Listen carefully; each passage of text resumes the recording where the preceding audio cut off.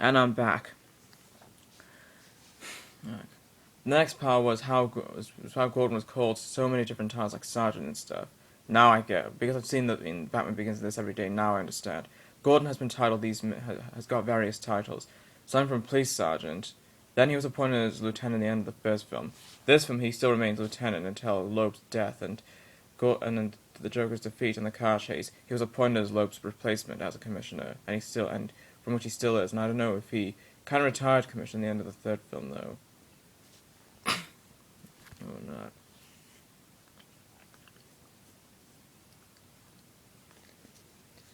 And it took me a while to keep repeating these films of how Batman went to becoming this kind of suit when the first one's suit reveals to be different from this one's. But now I get it. A dog assaulted on him, and he requested a new suit for this old suit he was wearing wasn't protected from dogs. It was effective.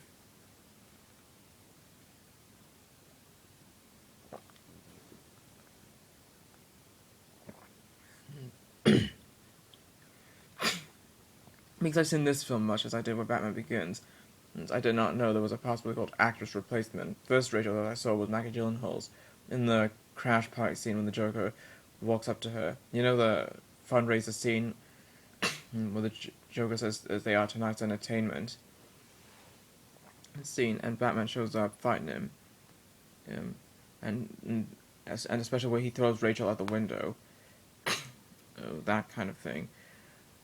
Because I got experience with Maggie Gyllenhaal as Rachel, that's how I think of it as that.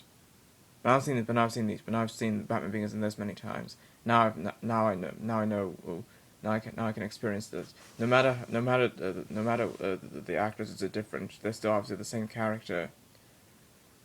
Of course, Rachel ain't the only thing. If you guys know Matrix, the Oracle changed. The Oracle changed in the third film compared to Gloria Foster's version and Mary Alice's version. So that's something we've enjoyed. And all the other films they had actor and actress replacements.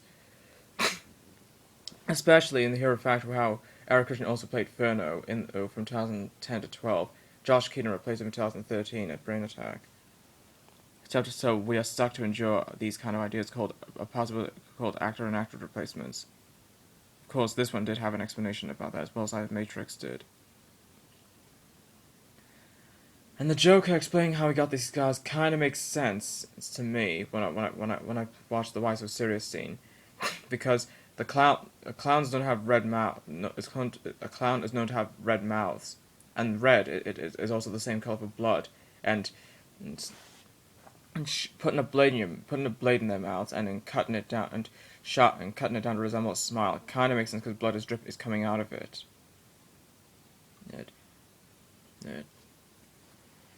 So it kind of looks a bit like that.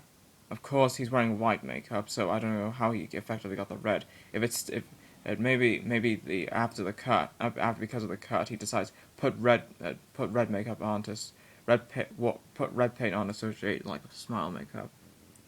Of course, different from Jack Nicholson's Joker, so he does put some black coatings on his eyes. Do you see do you see the black all around his eyes? It's like you could barely see his eyes. Well, the only thing that's the same. Well, the only things he shares the same is that he does smile. He does smile with his teeth like that. He does smile with his teeth. He does smile through his teeth, but not because a grotesque grin by a plastic surgeon. He only does that when he wants to, and the Joker's hair is spray painted into green while looking a bit greasy green alongside a little bit of gray or black. So those are the things that are still the same. And I thought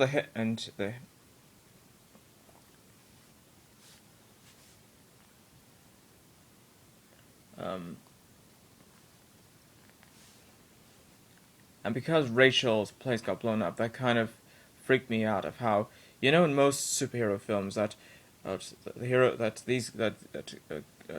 girls like her always get to be rescued. This has never happened, and this is one of the films where something has never happened in any superhero films. Fail to save them from saving them from a demise that could kill them. But little to know that she does get killed. what the heck? She's a character that did not originate in the comics. Like, so it was obviously kill her at any time. Of course, it's acceptable to kill, especially DC characters like Loeb. Loeb is a DC character, and he was killed in this film.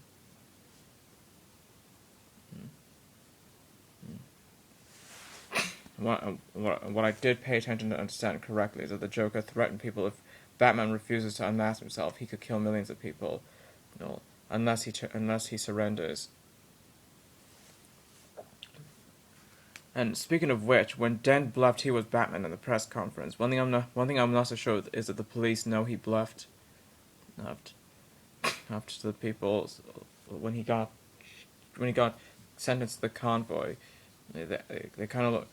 I'm kind of confused whether they do know Dent bluffed or not. And when Gordon died, when Gordon survived, one thing I'm not so sure is that did he get a bulletproof vest? Oh, that's right. That's one thing I wanted. That's another thing to point out too. This suit, according to Fox, where he says the separation of the armor could make him affected by blades and bullets, meaning he could be hit. If you saw Dark Knight Rises, Talia did stab him with a knife. One thing I don't get is when Dent was threatening Gordon and his family, he shot Dent flipped the coin to Batman, and when he shot him, he fell down dead. But he was in that suit. And when Dent was about to kill Gordon's son, Batman chucked him off Batman did survive the shot. Meaning, that leads me to wonder one thing: was he wearing a bulletproof vest, or did he shoot him in the leg, or did he shoot him somewhere in the body, which caused a severe leg damage, which in turn might be the cause to a severe leg damage, which you see in The Dark Knight Rises. He was walking with his walking stick at the start of the film, due to a leg damage. That's one thing I'm wondering. Either a bulletproof vest, or he just shot him somewhere where his left leg ended up in a damage. Like there might be a link around his body that relates to that. If you have any idea what he got, what made him so, what is it he survived from from the gunshot, put in the comments beneath this video.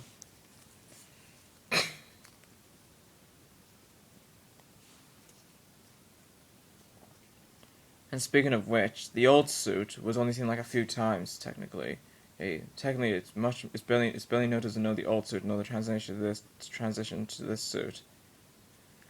Because we only see it like a few times. One time we get proof that we only see the bat decal on the front of the suit. That's how we know the difference. That he was seen fighting in Scarecrow's men, and he affected by dogs. Visited Gordon at the giant in Gotham National Bank vault. And then, like 5 seconds, talking to Dent and Gordon of how they bickered about lawmaking at Hong Kong and stuff. That's it. Then we got to the rest of this suit, which we do see this again in the third film, kind of equivalent of how the Spider-Man film series, we had one suit in the first film, and then a different suit in the second and third.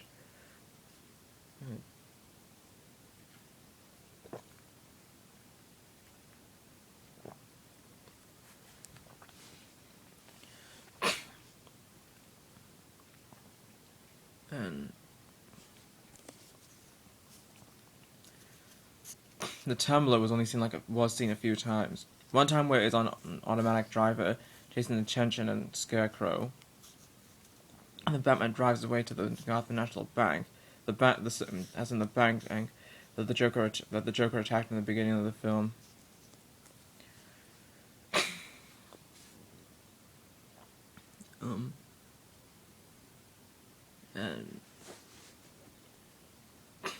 And the time where it was in that underground basement thing, like the replacement of the Batcave because in the first film Wayne Manor was burnt down, and they had to dwell in the penthouse until the mansion was rebuilt, until the foundation of the mansion was rebuilt.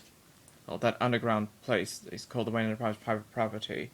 They call it that used to replace the Batcave until the foundation was rebuilt. That's where we see the Tumbler, the black Batmobile, and we see it again in every basement scenes. every time this in the basement scene they replace the Batcave, it always happens, as well as all this important stuff near like the computers and stuff. Then the final time we see that was when the Tumbler was chasing the Joker, was when Batman's chasing the Joker at the car chasing, and it blew up and it turned out to be a bat cycle, and he ejected it out into bat cycle mode and blew it up instantly. Which I don't think the car is more important to him anymore.